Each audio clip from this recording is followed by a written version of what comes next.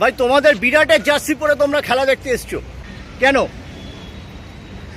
সুতরাং বিরাট কোহলির যে ক্রেজ যা দিয়েছে ইন্ডিয়া টিমকে, তার হচ্ছে মানে কি বলবো, তুলনাই নেই। বিরাট কোহলি ভারতবর্ষের ইতিহাসে একজন লেজেন্ড এবং আমরা বিরাট কোহলিকে সমর্থন, মানে আমরা বিরাট কোহলির ভক্ত।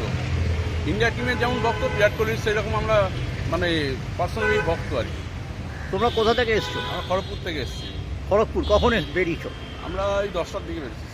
10টার থেকে বেরিয়েছো? লোকাল এসছো না এক্সপ্রেস ট্রেনে? আমরা গাড়িতে এসেছি। গাড়িতে এসছো? আচ্ছা, গাড়ি কোথায় রাখলে? এই যে সামনে। এই স্ট্যান্ড রোডে। হ্যাঁ, টিকিট কিভাবে পেয়েছিলে? অনলাইন? আমরা মুম্বাই শো থেকেই কেটেছি।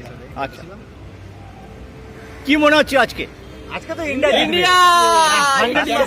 ইন্ডিয়া আজকে শুধু না, চ্যাম্পিয়ন হবে। চ্যাম্পিয়ন হবে, ইন্ডিয়া আমাদের চ্যাম্পিয়ন ভারত হবে। চ্যাম্পিয়ন হবে।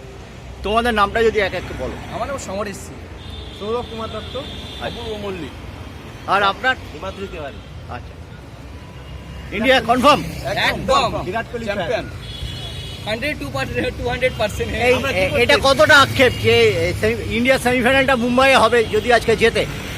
কলকাতায় হচ্ছে না। আক্ষেপ তো বরাবরই থাকবে না। অ্যাকচুয়ালি আক্ষেপ থাকবে কেন, আমাদের ভেবেছিলাম আমরা যে ইডেনেরও টিকিট কাটা আছে সেই ফাইনালেরও।